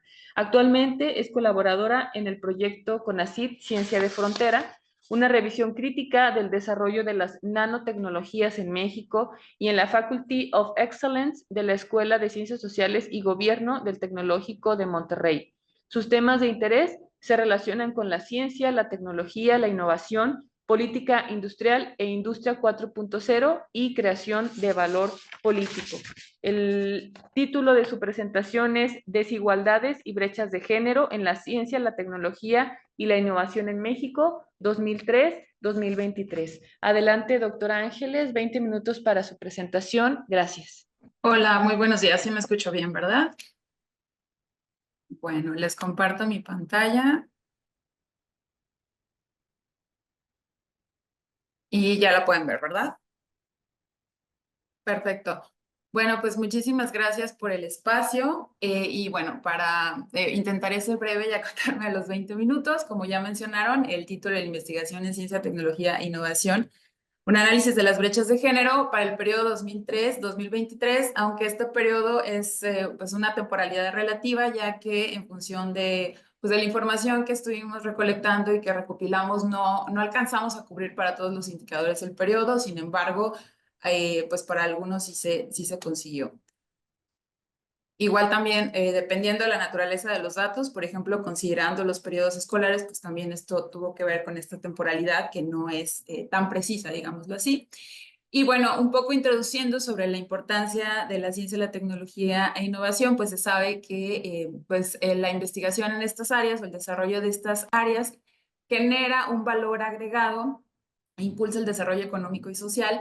Y esto, pues generalmente se espera que tenga impactos positivos, sobre todo en lo que refiere al desarrollo económico y mejora la competitividad en los países. Igualmente, buena parte de la tecnología o un porcentaje de esta tecnología, pues también se utiliza para mejorar la vida de las personas y para también facilitar acceso a ciertos recursos.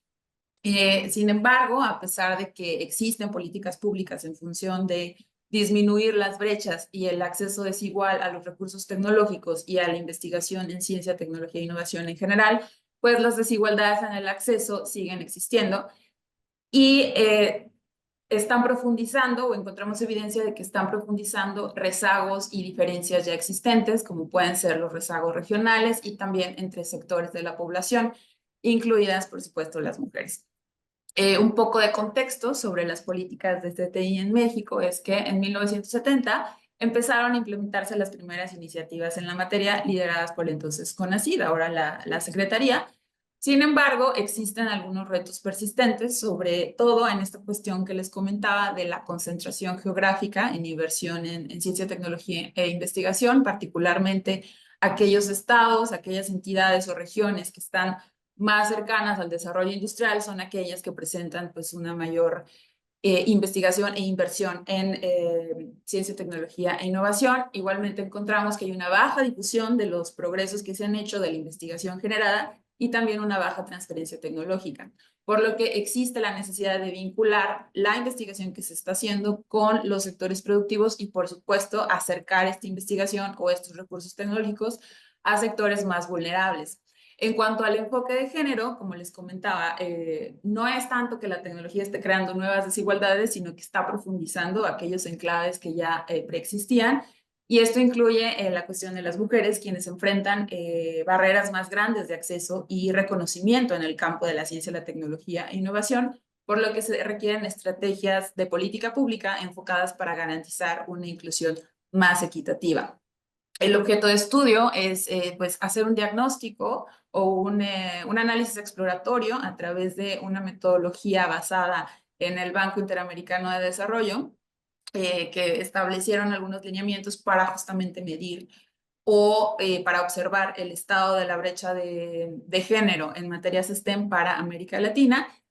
Y pues adaptamos un poco esta metodología propuesta por ellos para el caso de México para pues tratar de visualizar cuáles son los tipos de desigualdades y brechas de género que se observan en el área particular de la ciencia, la tecnología y la investigación.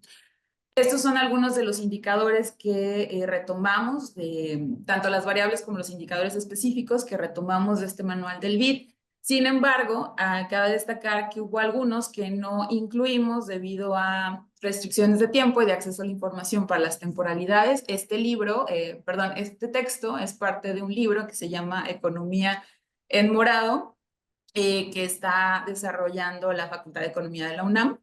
Y bueno, como les comentaba, algunas variables pues no las pudimos obtener de manera precisa, como por ejemplo las docentes, en particular dos variables, las docentes en posgrado en estas áreas, porque no encontramos la información desagregada por género y por área, ¿no? O sea, encontrábamos una u otra, pero no alguna que fuera consistente. Y por otro lado, la cuestión del empleo informal. Encontramos igualmente datos agregados sobre empleo informal, pero no encontramos datos específicos que hablaran sobre mujeres en empleo informal en áreas relacionadas con ciencia, tecnología e innovación. Los postulados principales de este estudio, de este análisis que hacemos, es que la falta de políticas públicas con enfoque de género está limitando el impacto económico y social de la ciencia, la tecnología e investigación, y como ya les comentaba, está ampliando las brechas de género y diferenciaciones preexistentes, por lo cual es necesaria una integración efectiva de la perspectiva de género en el diseño y evaluación de este tipo de políticas. Bueno, acá les voy a mostrar algunos resultados principales que encontramos. Y aquí, por ejemplo, este es el porcentaje de mujeres matriculadas en áreas STEM en los periodos escolares de 2013 a 2023.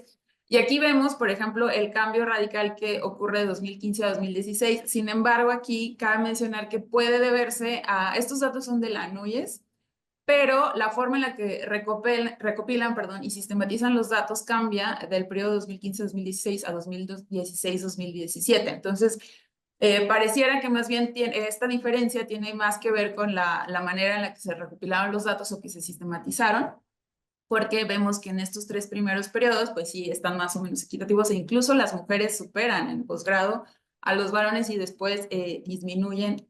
Aún así, en licenciatura, pues no, nunca se llega al 50%, incluido este periodo en donde pareciera que pues las mujeres están más, se han matriculado más en este tipo de materias.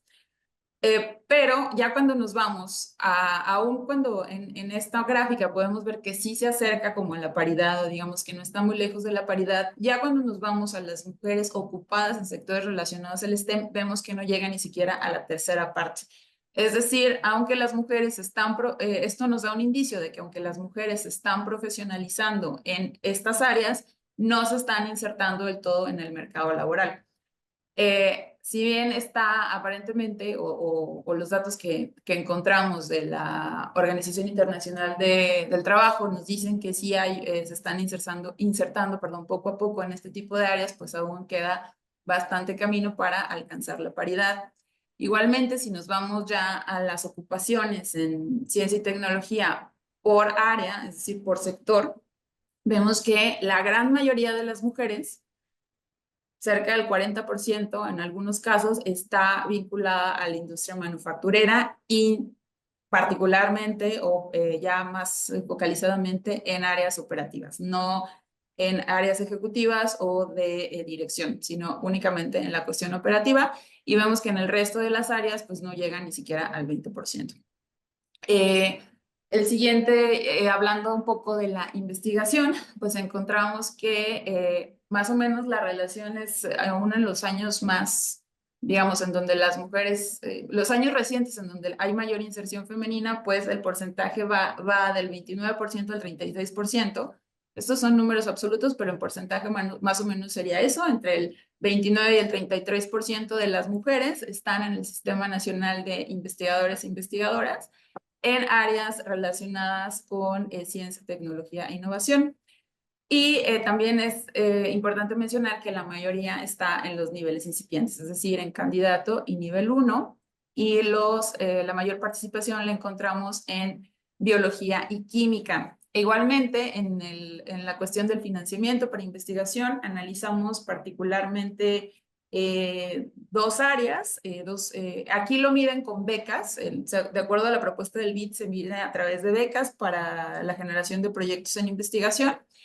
Y encontramos, otra vez, ¿no? Por la facilidad de la información o por la accesibilidad más bien de la información, en donde sí estaban desglosadas tanto por género como por área, estas dos, en donde son las becas para mujeres jefas de familia y mujeres indígenas, en donde vemos que para materias STEM, únicamente el 46% de las becas para mujeres jefas de familia estaban enfocadas en áreas STEM, y en las becas para mujeres indígenas el 60% era para ingenierías. Ya para terminar la parte un poco para hablarles de estos datos, pues encontramos que en la variable o en la dimensión de innovación y emprendimiento, apenas un 5% de las startups en México son fundadas por mujeres, y es importante recalcar las barreras de financiamiento, ya que 7 de cada 10 solicitudes de préstamos son rechazadas. Igualmente en las patentes encontramos que en promedio, en todo el periodo revisado 2003 a 2023, más o menos el 30% de las patentes son registradas por mujeres. El resto son registradas por varones o en general por instituciones. Y la mayor participación de las áreas en donde las mujeres registran patentes están en el área química y en la metalurgia. Igualmente, otro de los factores que consideran en esta metodología que propone el BID para medir esta brecha de género tiene que ver con la cantidad o con que existan premios a la innovación, y en México encontramos varios, encontramos 5 premios, entre los que está el premio Ada Byron en el capítulo de México, o el premio TEC a la...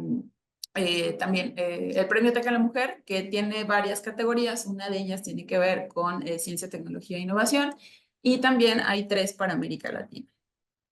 Entre los principales hallazgos, pues podemos resumir que a pesar de que existe una relativa paridad de licenciatura y posgrado, o que se acerca a la paridad, las mujeres no se están insertando en el mercado laboral formal en estas áreas.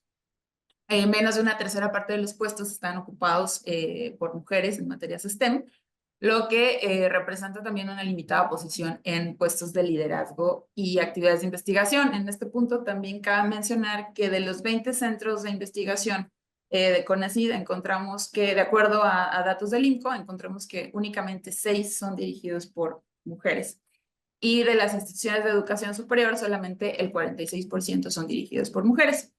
En cuanto a innovación y emprendimiento, pues ya lo que comentábamos, que hay una baja participación de las mujeres en la innovación, esta medida en gran parte a través de las patentes, que es el indicador que suele utilizarse mayormente, y como les comentaba, pues está más o menos por el 30%.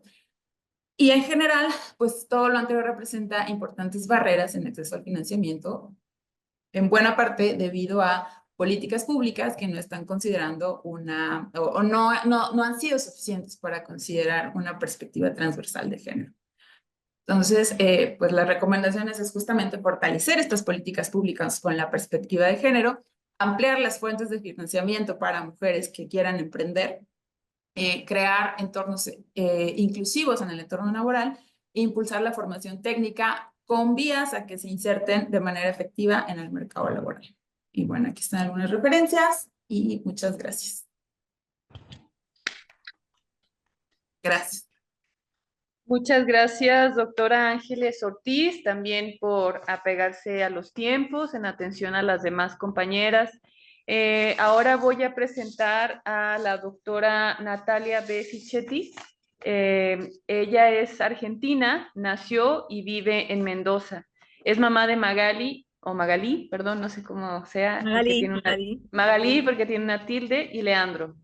Trabaja como investigadora adjunta del CONICET en el Instituto de Ciencias Humanas, Sociales y Ambientales en Mendoza. Se tituló como doctora en filosofía por la Universidad Nacional de Córdoba, magíster en metodología de la investigación científica por la Universidad Nacional de Lanús y profesora de filosofía por la Universidad Nacional de Cuyo. Sus líneas de investigación se ocupan de temas de epistemología y filosofía de la técnica y la tecnología con perspectiva feminista y latinoamericana. Junto a Andrea Torrano ha publicado recientemente el libro Tecnologías Feministas. Tramas para la Resistencia desde el Sur Latinoamericano por Claxo, disponible para su descarga gratuita en la página de la editorial. Muchas gracias, doctora Natalia, por aceptar esta invitación y adelante con los comentarios. 10 minutos, gracias. Bueno, primero que nada agradecerles por la invitación, me siento honrada, estoy acá en otro uso horario incluso, son las 14:35 por acá, así es que bueno, para mí un lujo estar comunicándome con ustedes, no conozco México, aunque me encantaría. Y bueno, comentarles que la mirada que hago sobre el trabajo que me tocó comentar es desde un posicionamiento diferente porque no soy especialista en ciencia, tecnología e innovación, sino en las líneas de los feminismos del sur y de las epistemologías feministas del sur, que tal como fue presentado. Me parece que el trabajo aporta al campo de la ciencia, la tecnología y el género, que desde mediados de los 90 problematiza en Latinoamérica el rol de las mujeres y las disidencias en ciencia y tecnología, visibilizando las brechas de género, la distribución inequitativa de las tareas y de los cuidados, la desigualdad en el acceso y la permanencia en los puestos relevantes, la incompatibilidad y las dificultades que muchas veces se nos presentan entre la carrera profesional y la vida familiar. En los estudios de ciencia, tecnología y género se advierten las barreras que generan desigualdad, tales como los roles de género y el modelo de mujer que nos impone el mercado, las barreras informales implícitas, como el techo de cristal y el piso pegajoso, las barreras internas por asumir ciertos estereotipos de género, las barreras externas como la segregación vertical, la segregación horizontal y la desigualdad salarial. Estos estudios sistematizan datos que visibilizan las desigualdades, crean estrategias de registro, promoción y valoración de la contribución de las mujeres en ciencia y tecnología, en la búsqueda de generar herramientas para la protección frente a formas de discriminación, maltrato y abusos por razones de género o sexualidad.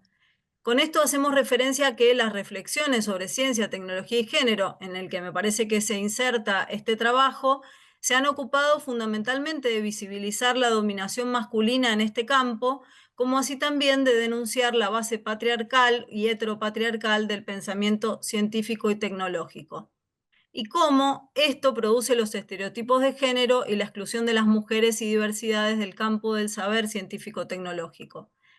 También es necesario entonces preguntarnos cómo es que la ciencia construye el binarismo de género y cómo el género está implicado en la producción científica. Desde aquí, desde Argentina, podemos destacar, por ejemplo, a la Red Argentina de Género, Ciencia y Tecnología, RACCIT, cuyas pioneras fueron Ana Franchi, expresidenta del CONICET en Argentina, Silvia Cogen y Diana Mafía, que hace unos años lanzaron la plataforma Científicas Argentinas en Wikipedia, con el objetivo de dar visibilidad al trabajo de científicas y tecnólogas argentinas. Entonces, estamos pensando en las mujeres en ciencia, en principio. ¿Qué hay que hacer respecto a la situación de la mujer en la ciencia?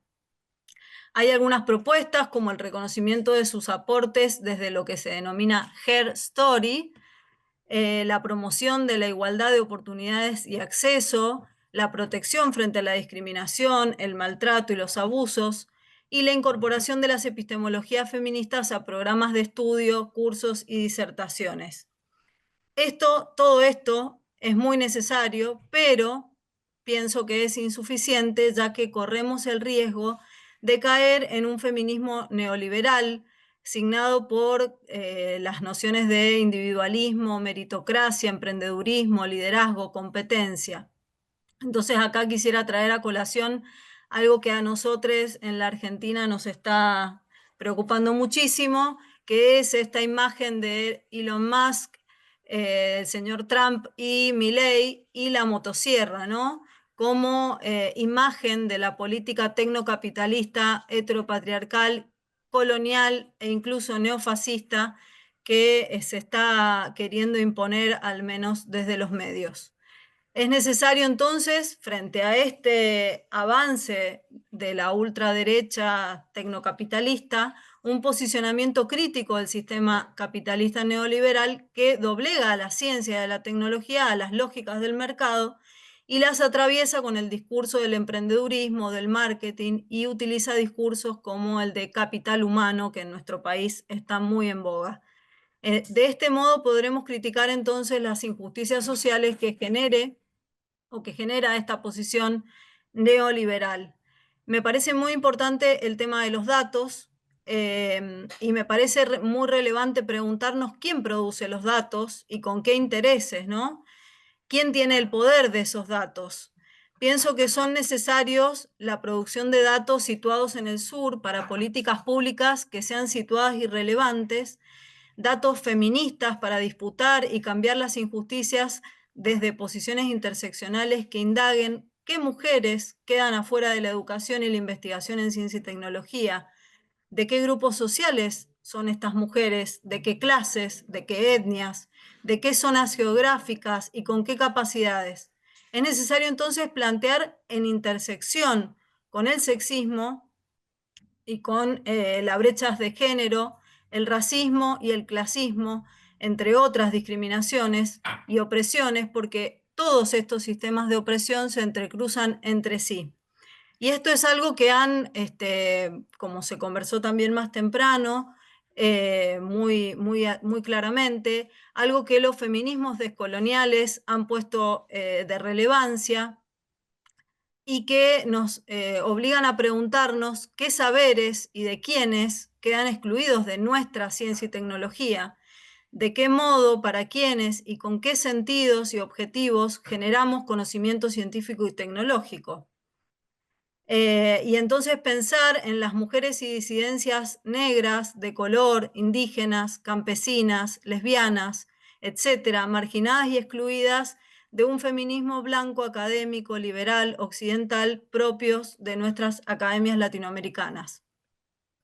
Y entonces podemos quizás dar un salto a lo que desde las epistemologías feministas se llama ciencia feminista, que apuesta sobre todo por los conocimientos situados y desde los estudios interseccionales, la epistemología decolonial que nombré, la epistemología trans, han indagado sobre la producción de conocimiento y su colonialidad, el heteropatriarcado, el androcentrismo, el sexismo y el cisexismo en las academias latinoamericanas, y que han sabido combinar intereses académicos también con activismos feministas para problematizar la academia científica desde su interior mismo, incorporando sus perspectivas críticas en programas de estudio, cursos y disertaciones, y que nos han llevado a preguntarnos cómo podemos hacer para utilizar la ciencia y la tecnología, que en principio puede ser tomada como occidental, liberal y masculina, con fines emancipadores. Y qué políticas y para quiénes, qué grupos se favorecen o se obstruyen el desarrollo del conocimiento científico-tecnológico. Entonces, desde las epistemologías del sur, feministas y del sur, nos preguntamos también qué problemas y qué limitaciones afrontan las científicas argentinas y mexicanas, y en este contexto creo que para todas las científicas y tecnólogas latinoamericanas, en la geopolítica de la producción científica. ¿Qué problemas tenemos con respecto a los recursos, al financiamiento, al idioma, a los extractivismos, a las autorías? Creo que estos son problemas que surgen y que se derivan de el trabajo que han presentado las colegas. ¿Cómo podemos entonces cambiar nuestras investigaciones científicas, sus prácticas, sus teorías, sus métodos, las instituciones mismas, sus objetivos, para que estén situadas y entonces sean más justas? Si la ciencia está implicada en una matriz sociocultural que es heteropatriarcal y androcentrada, es capitalista, es colonial y es además antropocéntrica, si atendemos a la crisis socioecológica sin precedentes y a la extinción masiva de especies y hábitats en la que nos encontramos, entonces desde los feminismos del sur La invitación, me parece, es a una transformación que sea colectiva, como lo estamos haciendo en este espacio, intelectual, social, ética y política de las ciencias y las tecnologías, en la apuesta por una ciencia y una tecnología que estén situadas, que sean responsables y que se encuentren en contexto. Muchas gracias. Muchas gracias, doctora Natalia, por sus comentarios y gracias por pues, asistir a esto. También sabemos la diferencia de horarios y lo complicado que puede ser. Bueno, pues tenemos algunos minutitos más antes de las 12. Si gustan, podemos abrir el micrófono a alguna respuesta que tengan las ponentes a sus comentarios. Podemos irnos en orden de aparición. En un primer momento podrían, si quisieran responder a los comentarios, la doctora Giselle Macías y Marta Muñoz, en un par de minutitos nada más, si quisieran responder algo de lo que les comentó la doctora Lupita García Alcaraz y las felicitaciones que tuvieron en Facebook. Bueno, pues muchas gracias por las aportaciones de la maestra Lupita. Lamentablemente en el libro ya no se van a poder ver reflejadas, pero sí nos da un espacio para reflexionar y poder seguir trabajando sobre el tema. Y bueno, pues irlo desarrollando un poco más. Y nada más para comentarle que igual por falta de espacio o a veces se nos fue un poquito, pero lo de la construcción de comunidad, sí lo estuvimos viendo, por ejemplo, en la parte donde decía que ella se dedicaba siempre a dar el catecismo. Había como dos razones, porque ella no se sentía lo suficientemente preparada para tratar la parte académica y aparte tenía la colaboración de maestras, algunas que no tenían, la mayor parte no tenían el título de maestras, pero contribuían de esa manera dándoles clases a los niños. Y creo que sí está por ahí mencionado. A veces pagaba cantidades mínimas, no era un verdadero sueldo, pero sí daba una contribución cuando la persona, la maestra que le apoyaba lo requería. Y bueno, de ir siempre sola, creo que esa parte sí se nos pasó, no la mencionamos. Había una mujer que de hecho fue su sirvienta, de nombre Chuyita, que siempre la apoyó. Cuando ella no podía ir a recoger las contribuciones, iba esta mujer. Y cuando vendieron una parte de la casa, hicieron un contrato en el que decía que esta mujer podía vivir en ese como un departamentito que le hicieron hasta el último día de su vida. Es una figura en la que se reservan el uso de, del inmueble.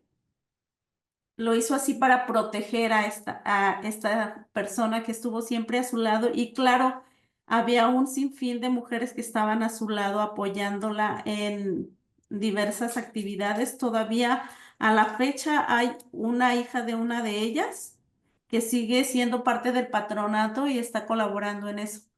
Yo creo que sí nos hace falta trabajar muchísimo para construir y bueno, gracias por las aportaciones. Vamos a seguirle indagando y reflexionando. Por cuestión de tiempo lo dejamos hasta aquí. Muchas gracias, doctora Marta Muñoz. Si quieres comentar algo más, Carla, por favor. Bueno, más que aclaraciones, quiero agradecer mucho a la maestra Verónica por sus aportaciones, por su lectura.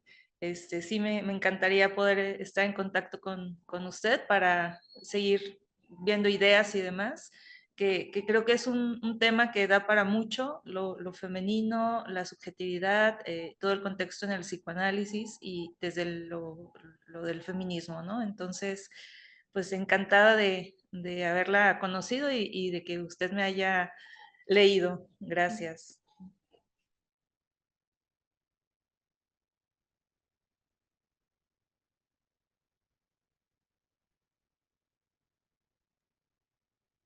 Ay, Dios mío. No lo Perdón, no prendí el... Sí, perdón.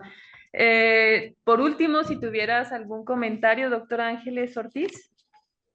Pues nada más agradecer los comentarios y la perspectiva desde la que se ve. Sin duda, la cuestión de los estudios interseccionales pues es muy importante. Sin embargo, se sale un poco de los fines de este texto en particular, pero en definitiva da para mucha agenda de investigación, ¿no? Porque cada una de estas partes pues se tiene que analizar por separado y por supuesto que no es lo mismo las afectaciones que tiene el uso y el desarrollo de la tecnología. Efectivamente, pues la tecnología no es neutral, no es que aparezca y ya, y de dónde viene, cómo se registran estos datos y demás, pues todo esto tiene sus asegúnes y sus diferenciaciones. Pero como ya mencionaba, da para una agenda amplia de investigación que por supuesto que tomaremos en cuenta. Muchísimas gracias. Muchas gracias, doctora Ángeles Ortiz. Pues también tenemos todavía algunos pequeños minutos, pocos minutos.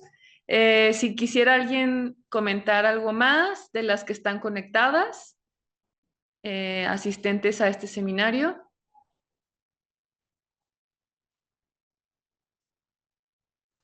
Pues si no, de todos modos agradecemos a las ponentes sus participaciones. Como bien saben, este año ha sido muy fructífero este seminario. Hemos tenido muchas participaciones, 3 cada sesión, dos sesiones al mes. Entonces, pues estamos muy llenas de trabajo y muy contentas de recibirlas, de también ampliar las redes, porque hemos estado conociendo a otras colegas de diferentes ya países también en Latinoamérica, lo cual es bastante enriquecedor para nosotras. Quisiéramos que esa red pues se fortaleciera con otras actividades, así que ya tenemos el contacto. Les agradecemos, incluso aquí en Guadalajara también, ¿no? Por eso también les recuerdo o les doy el anuncio, que la próxima reunión se realizará el viernes 28 de marzo. Contaremos con la participación de la maestra Anayeli Jiménez, quien nos hablará sobre el cuerpo y ciclo reproductivo de las mujeres migrantes mijes. La maestra Carmen Gómez nos hablará del video como práctica discursiva, y la licenciada Isabel Gutiérrez sobre Luz Trillares y Arrillaga, de la prensa decimonónica. También comentarles en anuncios que mañana tenemos la presentación virtual del diccionario, del 4º tomo del diccionario biográfico de mujeres jaliscienses prominentes, Mujeres en Acción, que coordinó la doctora Lilia Vallardo, coordinadora también de este seminario. Es una presentación virtual por parte del Museo de la Mujer de la Ciudad de México, completamente gratis. Ahí en nuestra página de Facebook tendrán la publicidad por si se quieren conectar. Y pues próximamente también la presentación del libro colectivo que tenemos aquí en el seminario también, Somos Históricas, una obra colectiva en torno a las mujeres en Jalisco. Y pues más actividades, estén al pendiente del seminario en la página y en nuestra cuenta de Instagram. Pues muchas gracias a todas por su participación. Seguimos en comunicación todas y hasta pronto. Muchas gracias. Gracias, un gusto, hasta luego. Argentina, saludos, hasta la próxima.